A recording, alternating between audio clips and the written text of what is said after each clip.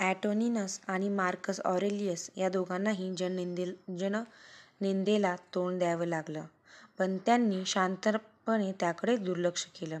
स्वतःच्या चुका दोघांनी मान्य केल्या आणि त्याची जबाबदारीही स्वीकारली.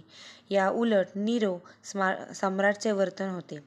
नीरोने तरेवाईकता व अहंकार यांचे विशेष पोषण व प्रदर्शन केल्याने तो सर्व पातळीवर अयशस्वी झाला. ॲटोनिनस आपले काम चालू असताना कधीही आणि केव्हाही अस्वस्थ झाला नाही. आपल्या मित्रांसोबतही तो नेहमीच खेळीमेळीने वागत असे. निंदा किंवा स्तुतीने दोघेही कधी विचलित झाले नाहीत. विशेषतः मार्कस ऑरेलियस मनमुक्त मनाने हसू शकत होता आणि तो चांगले विनोदही करायचा. हॅड्रियनने आपल्या प्रांतात आणि राज्यभरामध्ये अनेक गोष्टी दिल्या.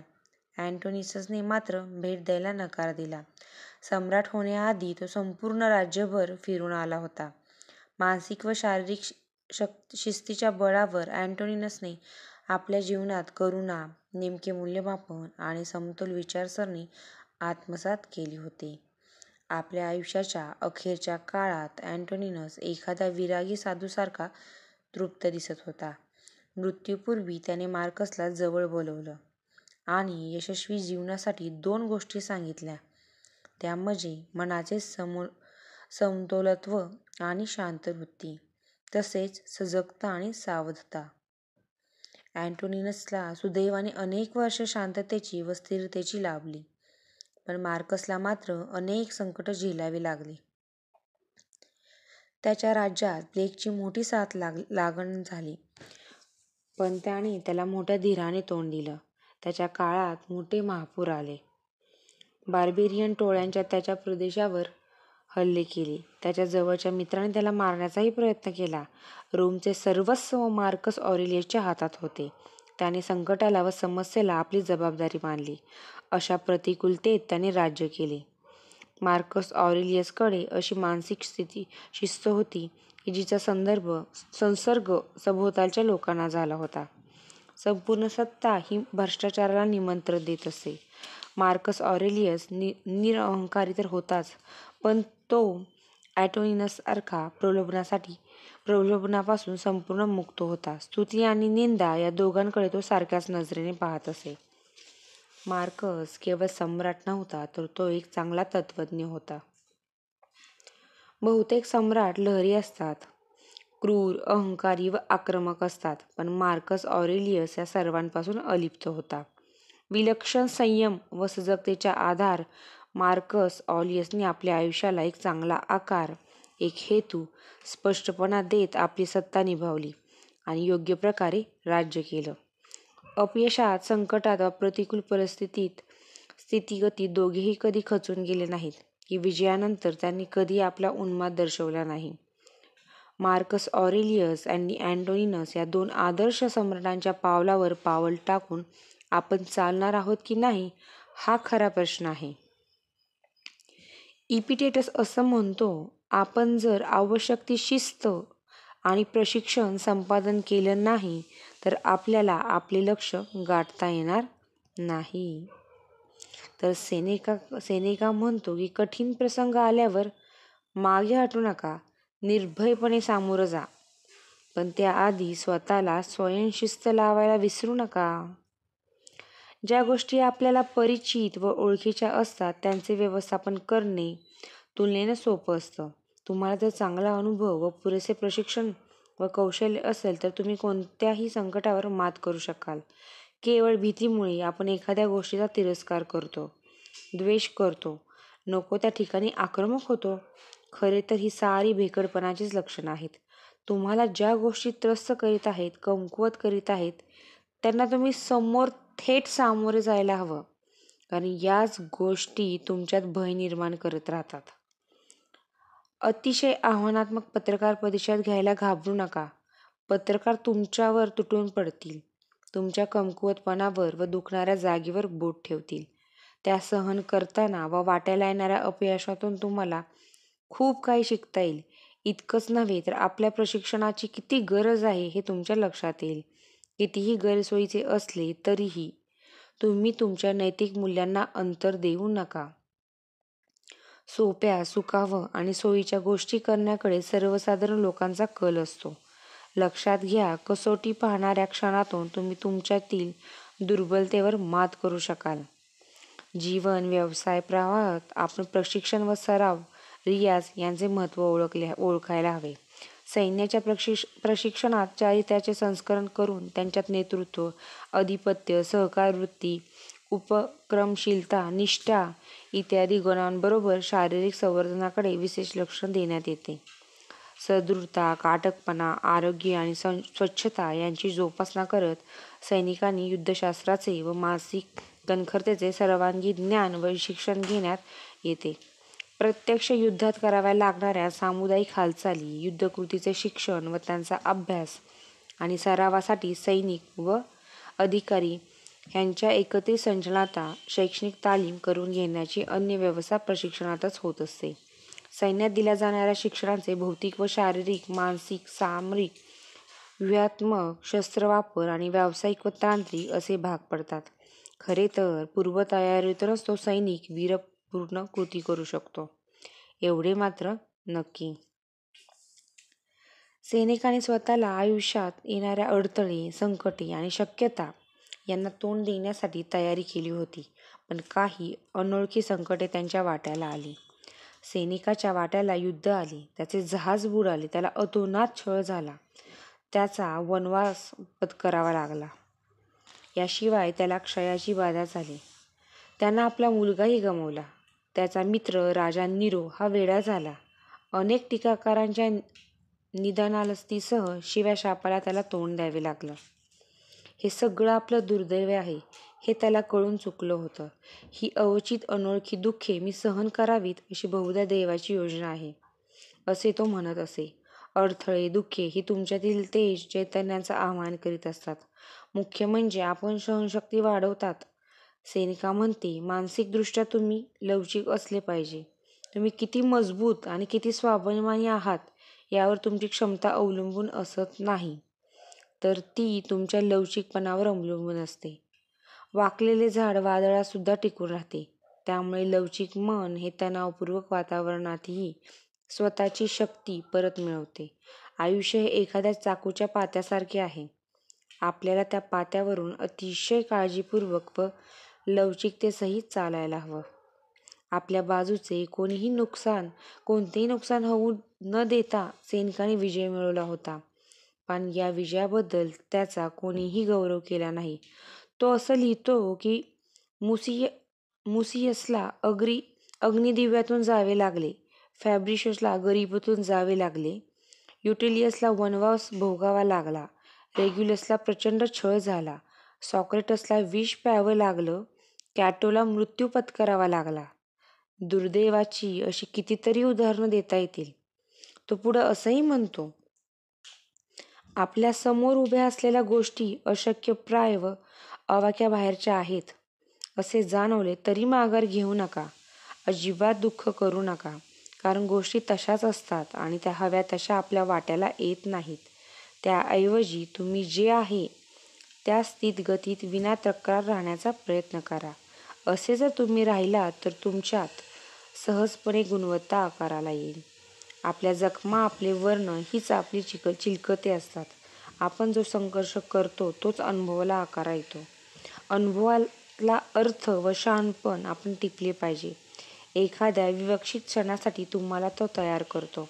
तुमचा विजय सहज सोपा व्हावा यासाठी तो तुम्हाला सज्ज करतो. परंतु सगळं जर सोपं असलं तर प्रत्येकजण ते करू शकेल. जर प्रत्येकाला ते जमलं तर त्याची किंमत काय राहिली? महत्त्वाचा मुद्दा हा आहे की आपल्या समोर कठीण गोष्टी असल्या पाहिजेत. धोके, असुरक्षितता वा संकटे व्यक्तिगत ओळखत नसतात. तुम्ही कोण आहात याविषयी त्यांना काही देणं घेणं नसतं. लक्षात घ्या, आयुष्य हे पूर्णपणे अनोळखी आहे. त्यात नेहमीच अनपेक्षित गोष्टी पुढे येऊन उभ्या राहतात. फक्त प्रतिकार करून आपण कोणताही प्रश्न सोडवू शकत नाही. त्यासाठी तुमच्याजवळ असीम अशी लवचिकता, सहृदयता व धैर्य असावे लागते. आपल्यासमोर नेमकं कोणतं संकट उभं आहे त्याच्या डोळ्यात डोळे घालून आपण पाहिलं पाहिजे आणि त्याला सर्वांगाने जाणलं पाहिजे. अस्तित्व टिकवण्यासाठी आपण प्रतिकूलता व दुर्भाग्य यांचीच गरज असते. सेनेका म्हणतो, तुमच्या बाबतीत काही विचित्र व वेगळं घडलं तर तुम्ही दुःखी होऊ नका किंवा वाईट वाटून देऊ नका. लक्षात घ्या, हे एक प्रकारचं प्रशिक्षणच आहे. त्यातूनच तुम्ही मजबूत होणार आहात. परीक्षेचा क्षण प्रत्येकाच्या आयुष्यात अवतरतोच. त्याचं कारण कोणतंही असू द्या. तुम्ही स्वतःला सुदैवी समजा की हे सारं तुमच्याच बाबतीत घडतं आहे. त्यासाठी आता सज्ज व्हा. भविष्याबद्दल कोणालाच, अगदी ईश्वराला देखील सांगता येत नाही. खुल्या अवकाशात झेप घेणं म्हणजे भीतीवर मात करणं असतंच. पण आपण फक्त भीतीबद्दल विचार करीत राहतो. लक्षात ठेवा, संकट नसणं हे मृतत्व जीवनाचं लक्षण आहे. संकट हे धैर्यवान लोकांना जाणते करतात, त्यांना प्रोत्साहन देतात आणि भेकडांना मात्र अस्वस्थ व विचलित करून टाकतात. अंगातील धैर्याला सोडचिठ्ठी देत हतबल होणं म्हणजे सहनशक्ती नव्हे. सहनशक्ती आणि शरणागत होण्यास नकार देणे या दोन्ही गोष्टी वेगवेगळ्या आहेत. एक कथा प्रसिद्ध आहे. एपिक्टेटसचा मालक त्याच्या अतोनात छळ करायचा.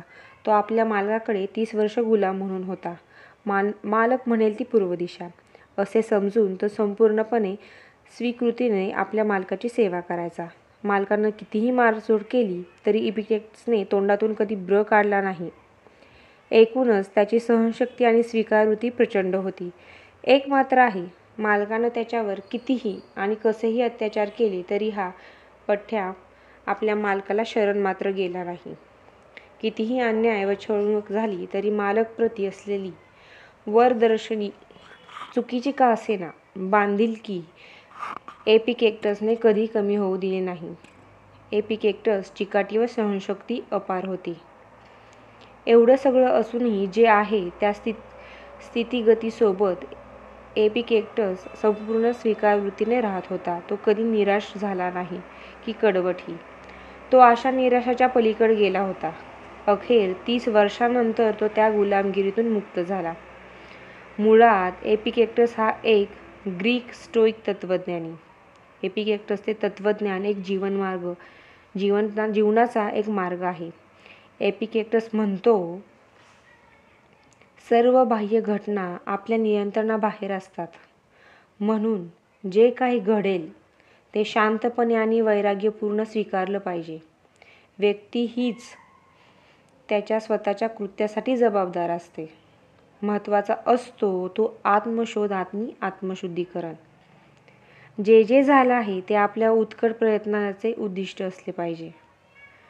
आपल्या चुका, आपले भ्रम तसेच आपले दुर्दैव हे आपल्याला आत्म्याच्या गुलामगिरीकडे नेत असतात. मेडिटेशन मार्कस ऑरेलियसची सखोल विचारसरणी आता आपण पाहणार आहोत. मार्कस ऑरेलियसने आपल्या स्टोईक पंथाचे आहोत असे कधीही आणि केव्हाही म्हटलं नाही. मार्कसचा एक चरित्रकार ग्रेगरी हेस यांनी आपल्या मेडिटेशनच्या प्रस्तावनेत म्हटलं की मार्कस ऑरेलियस हा विशिष्ट अशा पंथाचा वा विचारसरणीचा नव्हता. तो प्रत्यक्ष जीवन जगण्याला महत्त्व देतो. जीवनासाठी तत्त्वज्ञान असते व तत्त्वज्ञानासाठी जीवन नसते असं तो म्हणतो. त्यामुळे जीवनाला सर्वांगाने समजून घेणे फक्त आपल्या हातात आहे असे तो म्हणतो. महत्त्वाचे असते ते जीवन. आपल्या जीवनाला एक विशिष्ट दिशा देत मोठ्या ध्येयाने आपल्याला त्या दिशेने व दृष्टीने मार्गस्थ व्हायला हवे. यातही महत्त्वाचे असते ते नियोजन आणि प्रवासाची दिशा. या प्रवासाला कुठेही मुक्काम स्थळ नसते. या प्रवासातच या प्रवासाची सांगता असते. त्या काळात तत्त्वज्ञान हे एक प्रकारे जगण्याची दिशा व दृष्टी देणारी नियमांची व व्यवस्थेची एक चौकट होती. कोणत्याही हेतू विशिष्ट चौकट व दृष्टीशिवाय जगणे हे नेहमीच त्रस्त करणारे असते असे सेनेका म्हणत असे. मार्कस ऑरेलियस यांनी आपल्या मेडिटेशन या ग्रंथात कळत नकळत एक जगण्याची नियमावली व काही संकेत आपल्या निदर्शनास आणून दिले आहेत. मार्कसची काही विधाने व तत्त्वे मूलगामी आणि सर्वव्यापी आहेत. मुख्य म्हणजे इतकी शतके लोटूनही ती आजही उपयुक्त आहेत. मार्कस ऑरेलियस म्हणतो, नंबर 1, आपण स्वपेक्षा स्वेतरांचा म्हणजेच इतरांचा विचार करायला हवा. अर्थात त्यासाठी आत्मकेंद्रितेतून प्रथम आपण बाहेर पडायला हवं. तर आणि तरच ते शक्य आहे. मार्कस ऑरेलियसच्या काळात प्लेगची मोठी साथ आली. त्या साथीत हजारोंच्या संख्येने लोक मृत्युमुखी पडले. रोमची अर्थव्यवस्था संपूर्णपणे ढासळली होती. रस्तोरस्ती मृतांचे ढीग पडले होते. इतकी दुरावस्था असूनही लोकांना आशा वाटत होती की हेही दिवस जातील. अशा वेळी मार्कस राजवाड्याच्या परिसरात सतत फिरत लोकांची विचारपूस करीत राहायचा, लोकांची काळजी घ्यायचा. प्राप्त परिस्थितीवर मात करण्यासाठी पैशाची चणचण भासू लागली. अशा वेळी मार्कसने राजवाड्यातील अनेक वस्तू विक्रीला काढल्या.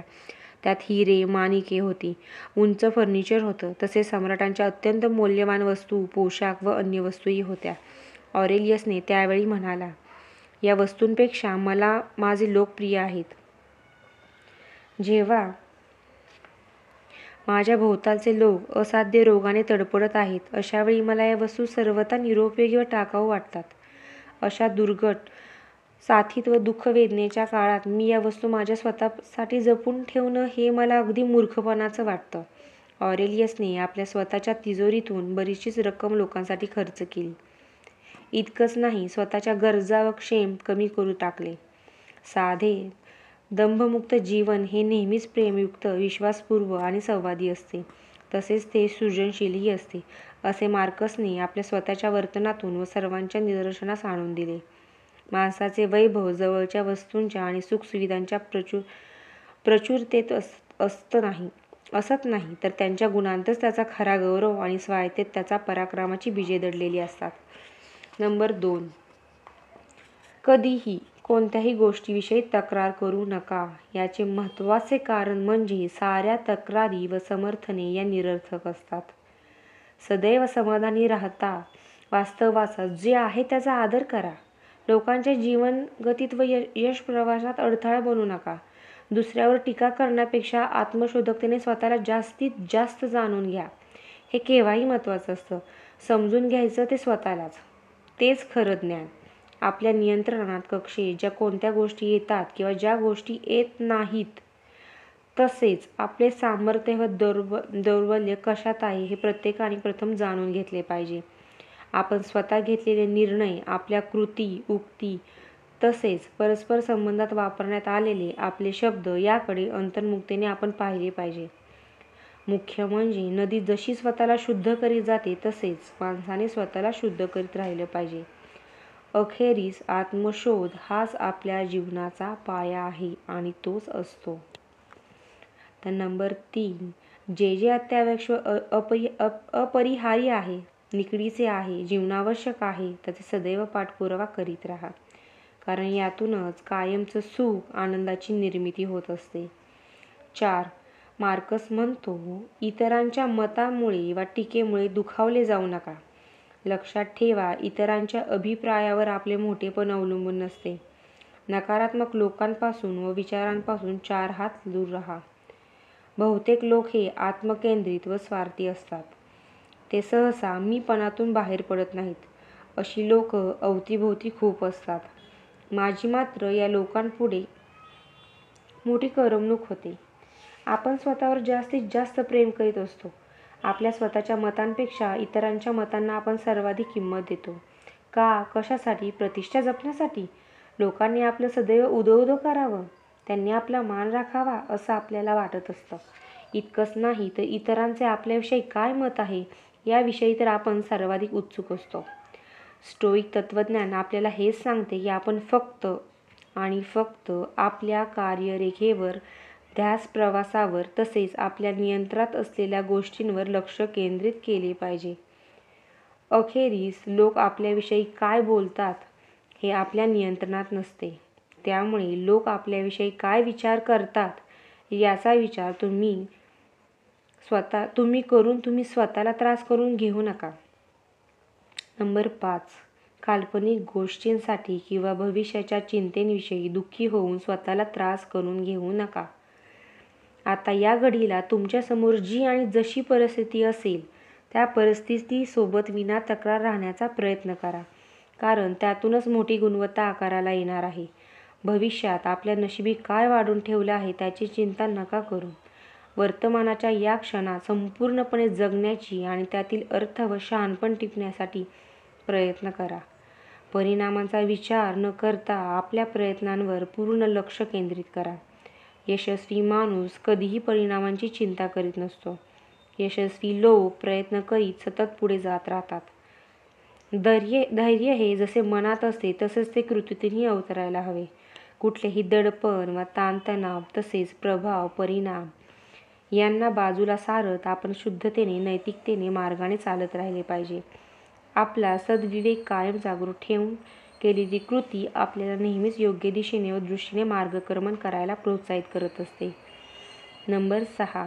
एखाद्या गोष्टीवर क्रोधित होण्यापेक्षा एका मोठ्या समजूतदारपणे व शहाणपणाने आपण त्याकडे पाहिले पाहिजे, कारण या सहानुभूतीतूनच प्रेम व करुणा अवतरणार आहे.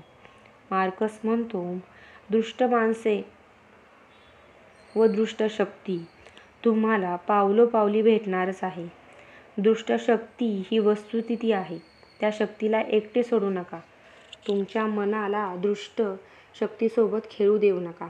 त्यांच्याविषयी विचार करणं म्हणजे त्यांना निमंत्रणच देणं आहे.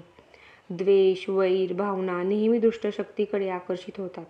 महत्त्वाचे हे आहे की आपले मन आणि शरीर नेहमी स्थिर आणि शांत ठेवायला पाहिजे. माणसात जसा भलेपणाचा फार मोठा साठा असतो, त्याचप्रमाणे तिथेच कुठेतरी काळोखी लपून बसलेला असतो. तुम्ही जेव्हा दुसऱ्याला इजा करता तेव्हा कळत नकळत स्वतःला इजा करीत असता. याचमुळे इतरांना न दुखवण्याची कोमलता आपल्याकडे असली पाहिजे. दुसऱ्याला इजा करण्यापेक्षा तुम्ही स्वतःच्या नावावर एक ठोसा मारा. तुम्हाला दुसऱ्याची मते वा विचार किंवा जीवनदृष्टी पटो वा न पटो, तुम्ही त्यांचा आदर करायला शिकलं पाहिजे. नंबर 7. सतत पुढे पुढे जात राहा. सदैव विकसित होत राहा. कोणतीच गोष्ट परिपूर्ण असत नाही आणि असूही शकत नाही, पण तुम्ही मात्र त्या दिशेने जाऊ शकता. अखेरीस महत्त्वाची असते ती परिपक्वता. परिपक्वता ही नेहमीच आपल्या आंतरिक प्रवासाशी व अनुभवाशी अधिकतर संबंधित असते. तुम्ही तुमच्या जेवढे खोलवर आत उतराल, स्वतःला कमालीच्या आत्मशोधकतेने व अंतर्मुखतेने अधिकाधिक जाणून घ्याल, तेवढं तुम्ही अधिक परिपक्व होत जाल. एखाद्या बीजाला वृक्ष होण्यासाठी आणि सर्वार्थाने फुलण्यासाठी खूप लांबवरचा प्रवास करावा लागतो, तरच त्या परिपक्वतेचा सुगंध सर्व सृष्टीला लागू शकतो. पहिलं पाऊल टाकून प्रवासाला सुरुवात तर करा. छोट्या छोट्या गोष्टीतला आनंद घ्या. तुमचे भविष्य हे केवळ तुमच्याच हातात आहे. छोट्या छोट्या पावलांचे मोठ्या प्रवासात, छोट्या छोट्या यशांचे मोठ्या खजिन्यात निश्चित रूपांतर केले जाऊ शकते. अर्थात त्यासाठी मोठ्या संयमाची व दीर्घ प्रवासाची तयारी व मेहनत हवी. विचार भव्य करा, मात्र छोटी सुरुवात करायला लाजू नका. भले अपयशी व्हा, मात्र सुरुवात करा. आपले काम सर्वोत्कृष्टतेने व पूर्ण क्षमतेने पण प्रेमाने करा. उतावळीपणा, अधीरपणा, मनाचा अस्वस्थपणा, चिंतातुरता, सतत विचलित होत राहणं, ह्याला आपण सोडचिठ्ठी दिली पाहिजे. अधीरतेत आपले जीवनाचे आकलन चुकीचे होते. मग आपण नकळत अधिकाधिक अस्थिर, अस्वस्थ व अंधारी जगू लागतो. अधीरता ही बाहेरून येत नाही, तर ती आतून येत असते. तिला मनापासून हद्दपार करणं हे केवळ आपल्याच हातात आहे. चिंतेपासून मुक्त होण्यासाठी तुम्ही मानसिकदृष्ट्या मुक्त व लवचिक असले पाहिजे. वाकलेलं झाड वादळातसुद्धा टिकून राहतं. त्याचप्रमाणे लवचिक मन हे तणावपूर्वक वातावरणातही स्वतःची शक्ती मिळवतं. चिंतेला जवळ करणं म्हणजे रोगाला जवळ करणं. कोणत्याही मानसिक धक्क्यात सापडू नका. आंतरिकदृष्ट्या आपण खूप सशक्त असलं पाहिजे. मार्कस म्हणतो, समस्याग्रस्त अवघड गोष्टींना आधी प्राधान्य द्या. अडथळ्यांना थेट सामोरं जा. एखाद्या गोष्टीकडे धावत जाण्यापेक्षा तिच्याकडे चालत जा. ग्रीक लोकांनी माणसातील धैर्यासाठी, मग ते मानसिक असो वा शारीरिक, सुप्त शक्तीचा, ऊर्जेचा विचार प्रथम केला. प्रवाही वृत्ती, अतीव समजदारी, तर्कसंगत विचार, सद्विवेकता, सर्वोच्च प्रतिसाद क्षमता, मनाची निःशेष रिक्तता, आंतरिक शांती यांचे महत्त्व ग्रीक तत्त्वज्ञांनी फार पूर्वीच ओळखलं होते. रणांगणांवर केवळ बंदुका लढत नसतात, तर सैनिकांची मने लढत असतात. खरे नेतृत्व समस्येला मुक्तपणे व निर्भयपणे सामोरे जाते. खरे तर या सामोरे जाण्यातूनच त्याची ऊर्जा अनेक पटीने वाढते. त्याच्या निर्भय वृत्तीमुळे आणि भीतीचा स्पर्श न झालेल्या विचारसरणीमुळे अनेकांना प्रेरणा मिळते आणि मग तेही समस्येला थेट सामोरे जाण्याचे धैर्य दाखवतात. तर नंबर 10, एखादी गोष्ट टाळण्यापेक्षा त्याची जबाबदारी स्वीकारा. संकट टाळू नका, परंतु संकट निर्माण करणाऱ्या कारणांचा नाश करा. कोणतंही संकट आलं तरी सद्भाव सोडू नका. अवघड गोष्टी, अडथळे समोर आले तर त्यांना बिनशर्त स्वीकार करा. नंबर 11, भल्या पहाटे आळसामुळे अंथरुणातून बाहेर पडणं कठीण होऊन जातं. तेव्हा असा विचार करून बघा, योग्य असे स्वकर्म करण्यासाठी मी अंथरुणातून बाहेर पडत आहे. मार्कस म्हणतो, सकाळी उठण्याचे अनेक फायदे आहेत. सूर्योदयापूर्वी आपल्या दिनक्रमास प्रारंभ करण्याच्या रोजच्या सवयीतून आरोग्य, संपत्ती आणि शहाणपण यांचा मोठ्या प्रमाणावर लाभ होत असतो. मार्कस ऑरेलियस हा मुळात मोठा सम्राट होता.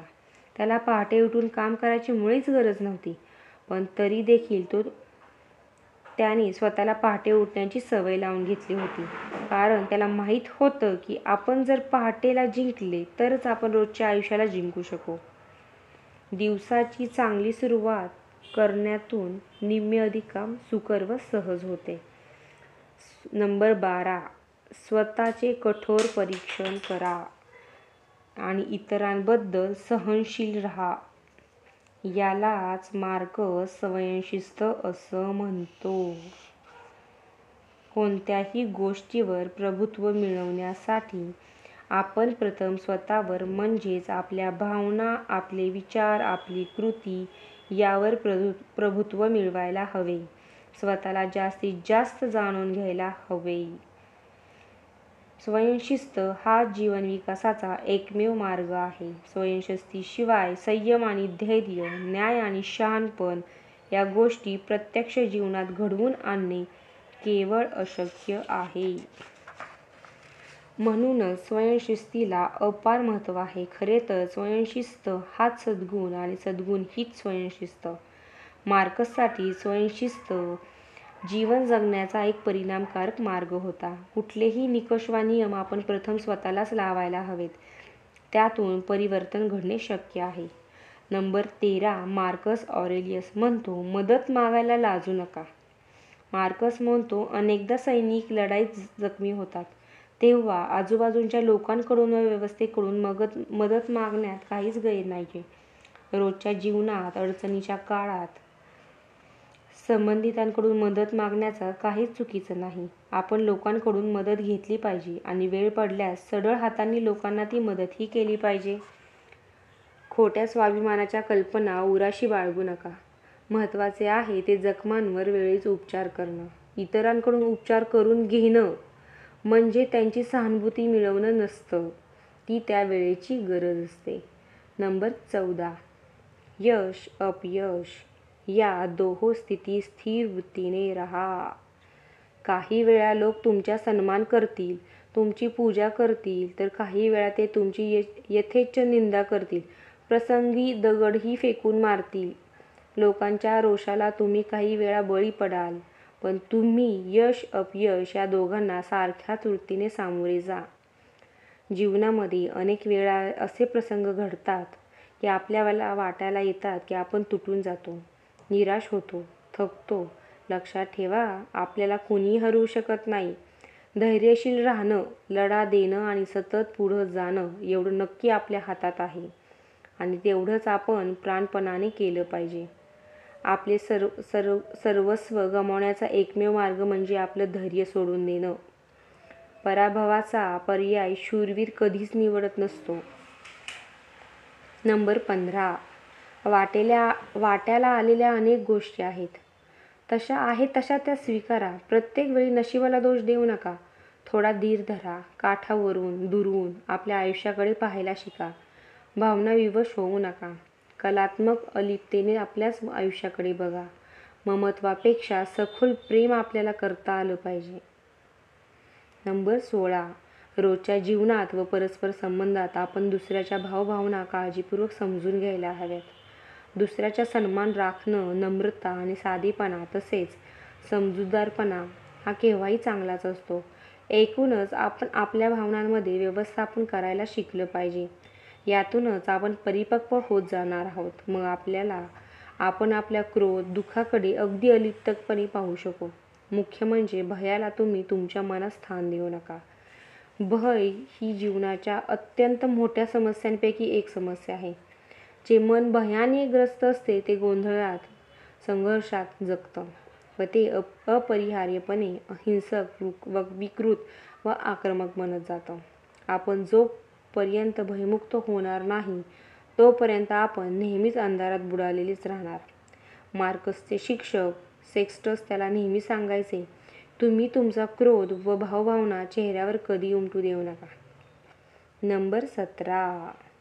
अडथळे, समस्या आयुष्यात पावलोपावली भेटणारच आहेत. तुम्ही निर्भयपणे व थेटपणे त्याला सामोरे जायला हवे. संकटे तुमच्यातील तेजाला, पराक्रमाला आवाहन करतात. ज्या लोकांनी दुःख दुर्दैवाचा कधीही सामना केला नाही ते लोक अत्यंत दयनीय समजले पाहिजेत.